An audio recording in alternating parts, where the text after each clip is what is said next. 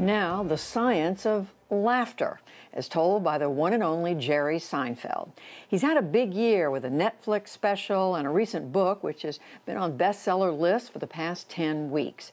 Jeffrey Brown caught up with him for our ongoing arts and culture series, Canvas. It's an especially harsh holiday season in New York. But on a recent walk with daughter Sasha, Jerry Seinfeld got quite a thrill. Holy cow, oh my God, I can't believe it. Above them, a giant billboard blow-up of an op-ed he'd written for the New York Times last August, titled, "So You Think New York is Dead? It's Not." Good looking guy up there. Yeah. A response to doomsayers arguing the city will never recover from COVID. You go, Jerry. He greeted grateful fellow New Yorkers. Yeah, so you see that? It's gorgeous. Yeah, thank you. And after a technological near miss, he reached me to talk about it. It was unreal. And I'm used to seeing myself on things, but that was something so different and powerful to me that I could have that impact on anyone. It's an unbelievable feeling. You wrote that op-ed piece. You clearly didn't like all this talk, right? I didn't like it, and I wanted to say it in a funny way that we know things are tough. Things are always tough here. That's what we're used to, and that we're going to get through this, and everyone is going to get through it. New York's small comedy clubs are where Seinfeld started and continues to return. I saw this lady today with a little, I don't even know the names of these little dogs. I wouldn't even know if you said it. Rat in a dog suit. It doesn't matter. I like sports. I could do something in sports. In what capacity? Seinfeld, the show, brought world fame and fortune. I like the general manager of a baseball team. But he told me the next day from his Manhattan apartment, stand-up comedy was all he ever wanted. I love living in the little world of stand-up comedy. It's a small universe. Now, 5 decades of his jokes and routines are gathered in a book titled, Is This Anything? It's what comedians ask as they try out new material, seeking the magic of getting a laugh. I do enjoy the mechanics and the dismantling. I think I would like watch repair. I think that's a field I would enjoy because that's what I like to do with my stuff. It's like watch repair. I like to get into the gears of how it works. This is a very disciplined thing for you. For me it is, but it's not that way for everyone.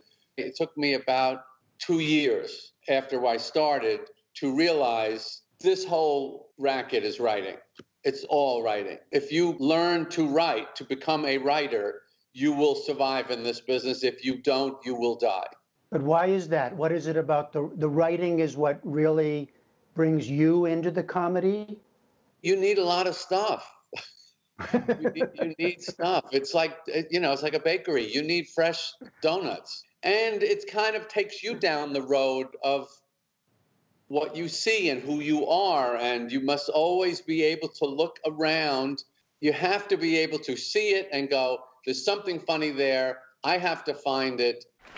I don't lie in restaurants anymore. How is everything? I don't like it here.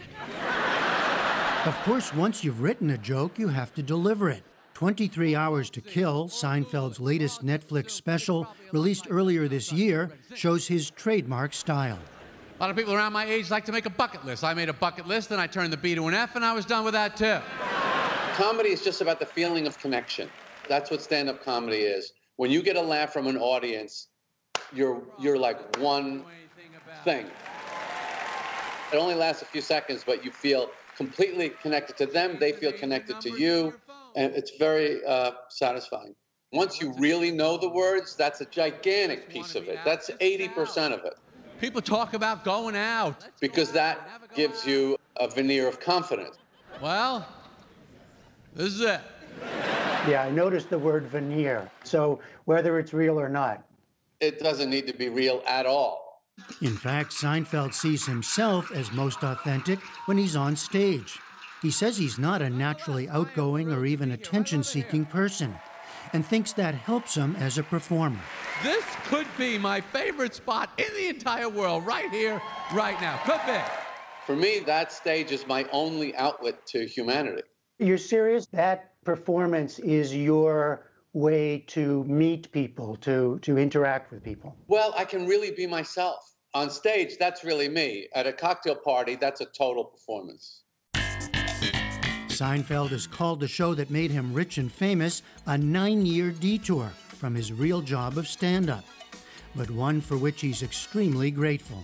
It was a stunning, mind-boggling experience, but it was really like being part of a weather event, to tell you the truth. A weather event? You mean like a big hurricane or something? Yeah, it was like a giant swirling funnel of energy. That just felt like hanging onto a rocket the whole time. I don't know what this thing is doing, but let's try and keep it from crashing. Seinfeld, the series, ended in 1998, but is seemingly on somewhere at all times to this day. Could we start with some coffee? Could I use some coffee? More recently, he created a popular web series, Comedians in Cars Getting Coffee. Is it safe? No. Seinfeld and Friends, and a memorable episode with President Obama. Are these washed? For Jerry Seinfeld, though, there's clearly just one thing he wants to hold on to: the old accordion folders in which he stored decades of jokes. That's not near you, is it? It is. I have it near me. Why, you want to see it? I'd love to see it. Yeah, can you grab it? Yeah, come on.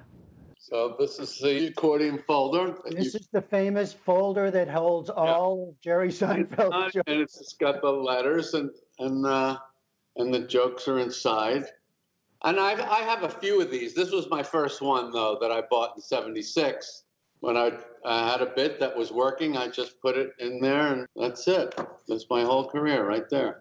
And you start saving them because you got to hold on to everything, or you just for posterity, or what? I had 2 pairs of jeans and 2 shirts. That's it. I had no socks.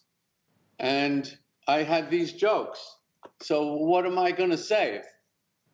I'm going to save the jokes. You know, the jokes are the only thing I had. You don't have anything in your pockets when you go on stage to do stand-up. All you have is your jokes. Nice to meet you. With pandemic raging, Jerry Seinfeld says now is not a time for comedy. But just wait. Soon enough, the jokes will come out of the folder, the laughs will come again. Do a really interesting one. For the PBS NewsHour, I'm Jeffrey Brown. Boy, do we need Jerry Seinfeld now more than ever. Thank you, Jeffrey Brown.